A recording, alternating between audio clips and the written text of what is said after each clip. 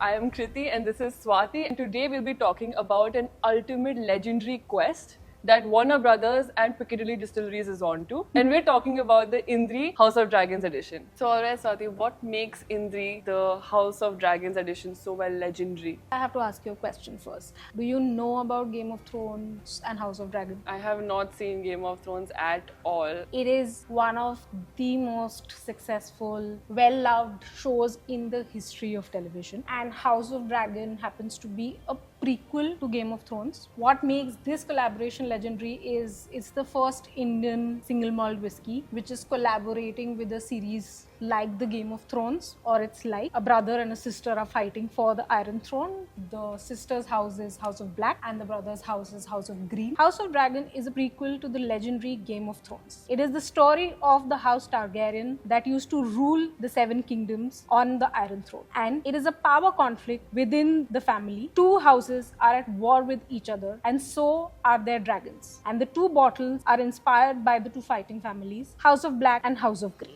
Coincidentally, we are recording this video the day the season 2 finale has aired. Oh wow. If I have to, let's say, nose these whiskeys, Right. what am I going to expect? Because these are completely two different, I would say, Yes. personalities, right? Yeah. Yeah, what would be the flavor profile on this? See, it's very difficult to tell you from the bottle without nosing or Yeah. sipping what would be the flavor profile. But essentially, the take is on House of Dragon. Yeah. It's the same family, so obviously both the whiskeys start in the same way. But one of them is peated, which is the House of Black, and one of them is unpeated, which is the House of Green. Again, referencing to the show that, you know, while they are a part of the same family, but they are two very Right. distinct characters. So I think the one difference, of course, is going to be one is going to be more smoky, Smoky, yeah. and one is going to be not smoky at all. And I think for any inputs on what it noses like, tastes like, I think Yeah, you have to we pour should it and taste get it into for the sure. tasting of. Let's see, in the whiskey world, what do we like? So let's start with the House of Green. This is the unpeated whiskey and it is 46% ABV. And from what I know, the House of Black is also 46% ABV. While they haven't mentioned whether it's a bourbon cask or a sherry cask, I think from the color, it looks like a bourbon cask, but we'll have to nose it and taste it to maybe understand a little bit more. So Cheers. a lot of tropical fruits. Getting a lot of bananas. I'm getting a lot of bananas. Okay, I'm getting pineapple, there's some hints of vanilla, I got caramel as well. which again indicate that it could be Yeah. a bourbon cask whiskey. But I think this whiskey, I mean, it is very juicy, like there is a lot of intense juiciness. I think it would do really well if we add a little bit of water to it, it'll open up a little bit more. Definitely opening up a lot. Yeah.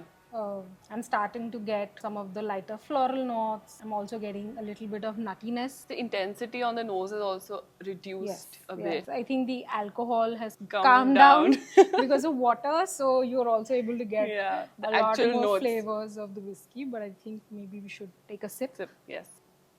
I am honestly getting a lot of honey. I am Okay. getting ripe bananas. Definitely a bit of nut. Like I would say a hint of almond. Okay. And it's a bit spicy in the end, but not too spicy. I'm also starting to get a little bit of like chocolate, milk chocolate, not necessarily dark chocolate. It's got interesting flavor notes, but it is not. It's not too harsh. It's not too harsh. While I think the spiciness gives it a long and lingering finish, Yeah. which I'm enjoying. But I think It's I'm quite balancing because of It that is, spiciness. But even on the finish, I would say apart from the spiciness, I do get a little bit of hints of vanilla. So I would say, I mean, it's quite an interesting whiskey. Yeah, I mean, I would have this neat or on the rocks. You It's a are having good- it neat. No, as in if I want to enjoy it at an occasion. Right. Of course, I'm not someone who watches Game of Thrones or even House of Dragons, but it is something that I would genuinely just enjoy overall as a For the vibe. audience, anyone who's not watched Game of Thrones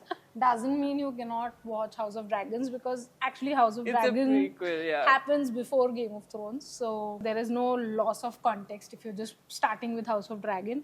Anybody who's not watched the series, please start watching it. It is possibly one of the best well-made fiction dramas, so to say, in the world. Even if it wasn't a House of Dragon collaboration, I would still enjoy it because it's coming from Piccadilly, and yeah, I think they make great whiskies. I mean, Indri has also won an award. It Yeah. has won plenty of awards for that matter. So it's just a matter of time. I feel like this one will also be in under nomination very soon. So I think with that we should move to the House of So Black. Black. So now we have the House of Black, which is the peated version of the single malt. And again, I think from a color perspective, very similar Yeah. to the House of Green, bright, golden. And I think one of the things that we did not, I noticed, but we did not discuss was how dense and how viscous this liquid Yeah. is, because you can just see how, you know, I- how it's like trickling very slowly from the edges of the glass. So I think it just is a quite dense liquid. Yeah. And again, I think like House of Green, House of Black expression is also 46% ABV. I mean, I could at least get the peat or the smoky notes while we were pouring the whiskey. Yeah. So definitely very, very prominent character is the peat. I think it's going to take me a while to like it, probably because with the smell itself, it was quite strong. And let's nose it Yeah. and see how it is. It is actually quite intense. Yeah. But you also get a little bit of those dark chocolate notes Yeah. that I'm getting. Some hints of dried fruits like dates, raisins, Prunes, maybe a bit. a little bit of prunes, but I think this also requires a little bit of water Water. for the nose to open up. It's opened up quite significantly now. Yeah, I think the smoke has settled down a little bit, so you can get a little bit of hints of spices. yeah. There is like that creme brulee kind of. It's quite smooth. Like I was expecting it to be a bit harsh, but I think with the water it's become quite smooth. And I'm also getting a lot of sweetness, like very slight honey, a bit of nutmeg, like just a tiny tinge of it.